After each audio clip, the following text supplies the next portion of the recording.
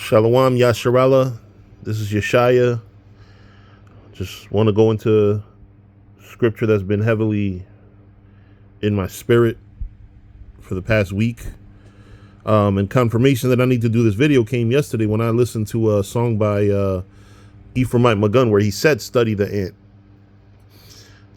So, and also the issue between ISUBK, IUIC, and ICGJC even making a comment on my video talking about we're not a camp, we are the nation. It made me realize a lot of these things, man. Honestly, there was a time where, I would talk my shit, which I kind of did to Saint Basil, whatever the fuck he calls himself. But it really made me realize the humility that we really need to be in. So basically what I want to read is Proverbs 6 verse 6 up to 8. Go to the ant, thou sluggard. So you lazy niggas need to learn the ways of the ant. It says, consider her ways and be wise, which having no guide, overseer, or ruler, provideth her meat in the summer and gathereth her food in the harvest. Right? So that scripture made me go to Wikipedia and do a little bit of research on the ants. All right, so it moved me to read this over here. It said, ants form colonies that range in size from a few dozen predatory individuals living in small natural cavities to highly organized colonies that may occupy large territories and consist of millions of individuals. So one thing about the ants is that they work together. They work together. They're not egotistical. They make sure that they survive by working as not individuals, but as groups. Larger colonies consist of various castes of sterile wingless females, most of which are workers, right? Most of them work, as well as soldiers and other specialized groups. Nearly all ant colonies also have some fertile males called drones and one or more fertile females called queens. The colonies are described as superorganisms because the ants appear to operate as a unified entity, collectively working together to support the colony. That's how Israelite camps should be. We should do everything we do to wake up Israel and stop worrying about each other. And if we do worry about each other, we worry about each other in a way that is, helpful towards one another.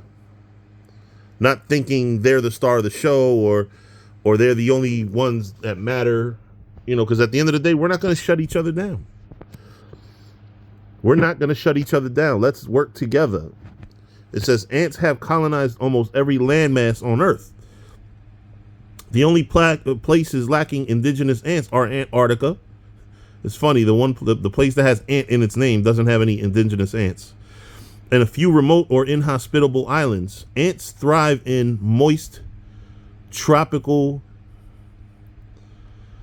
ecosystems and may exceed the combined biomass of wild birds and mammals.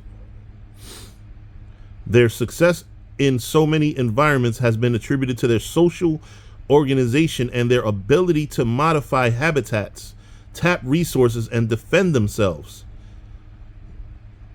Right? So you see these ants, this is considering the ways of the ant. Their long coevolution with other species has led to mimetic, commensal, parasitic, and mutualistic relationships.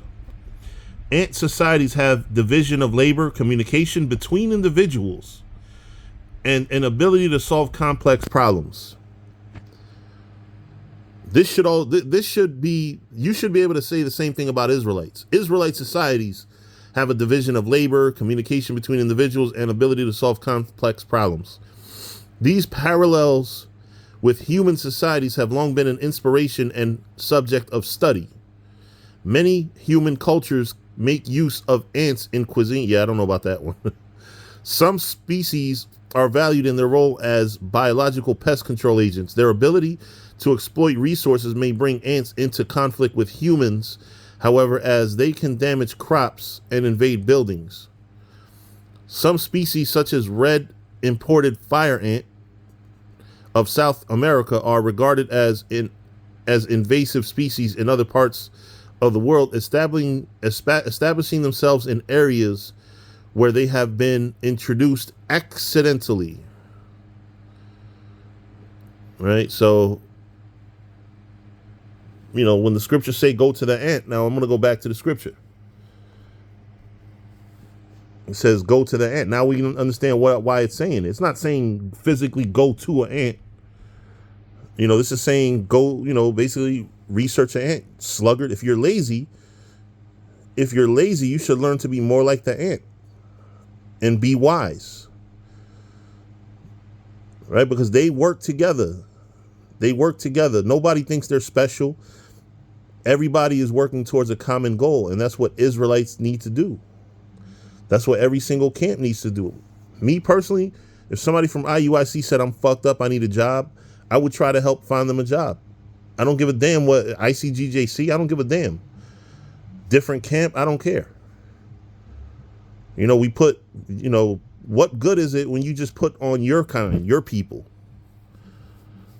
You gotta put on, you gotta love Israel, not just your camp. But with that, Lord willing, this was edifying. Matter of fact, let's go into it in the Hebrew. I already had it queued up. So it says, Lakah, unto you, or go you, al to Namala'a, the ant, Aishal. No, Salak, Aitazal, sluggard. Ra'ah, and consider. Ra'ah also means vision or look. Darakaya, her ways. Wachakam, and wise, or be wise. Ashar, which.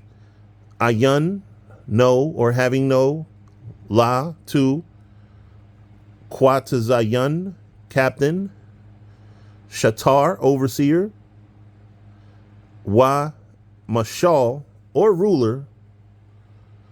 It's not like ants have like a leadership telling them what to do. What the hell?